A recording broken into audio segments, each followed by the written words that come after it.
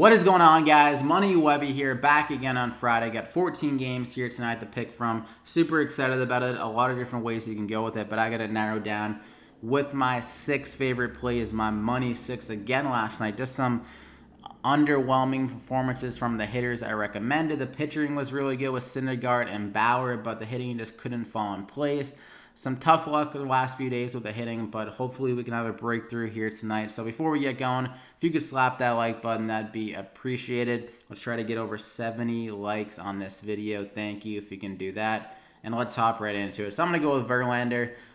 Pretty obvious spot, a strikeout-prone team. He's at home. They're facing a part downgrade. He's seen this team a lot. 461 plate appearances against this lineup, and he has a 31% K rate.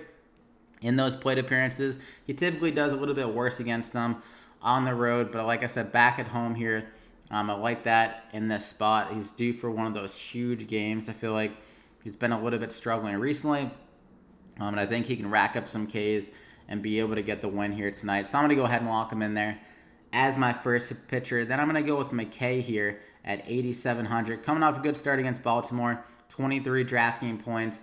Struggled a little bit against the Yankees, but that's an extremely good lineup, so that is understandable. But he's facing a much weaker lineup here in the White Sox, a strikeout-prone team. McKay does have some strikeout upside, especially in this matchup. He showed good strikeout ability in the minors.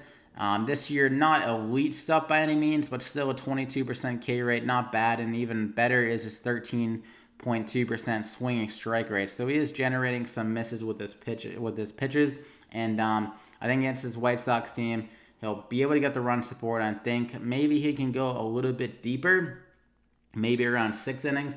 He's been around 80 pitches, 81, 83, 86. So it is trending up. So maybe he'll hit like around 90 hopefully here tonight in this start. And like I said, White Sox, not a scary lineup by any means. So I'm going to go ahead and lock him in there as my second pitcher. And then we're going to go with JD Martinez. He's been a little bit up and down this year, but at 4,700, just too cheap, I feel like, considering his production against lefties on the season. And a big park upgrade going to Baltimore, a very hitter-friendly park. They're implied 5.8 runs here.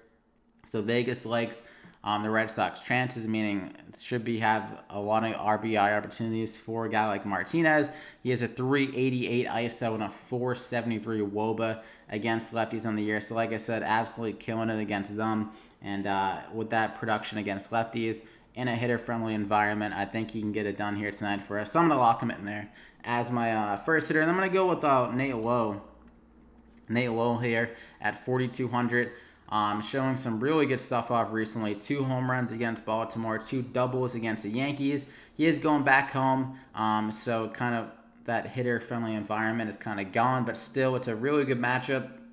Going against Lopez, a guy that's allowing 2 home runs per 9 to lefties and has a 6.38 FIP against them. So the analytics point to him being extremely bad against them.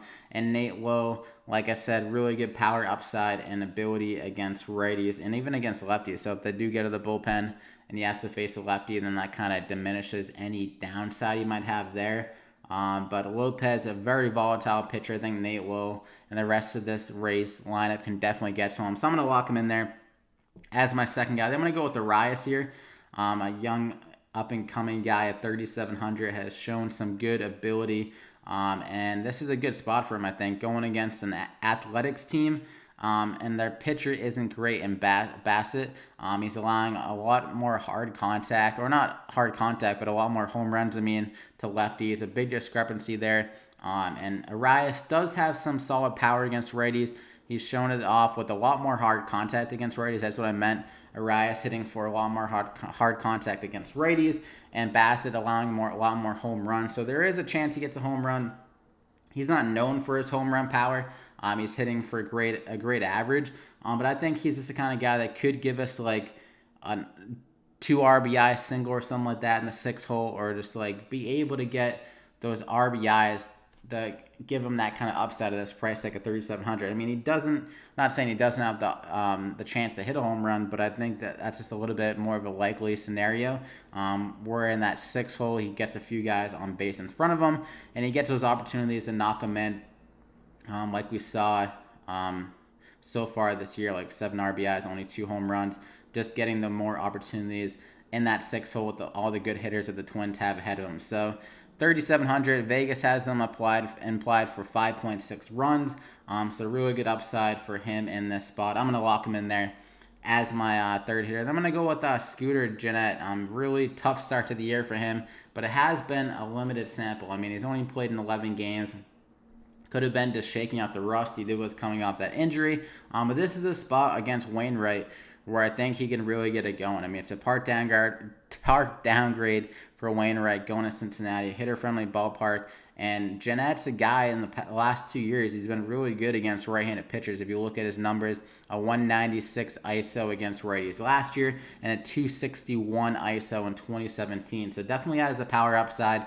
If he can just kind of spark that here in this start at 3,300, he has a really good upside. So I like his opportunity here.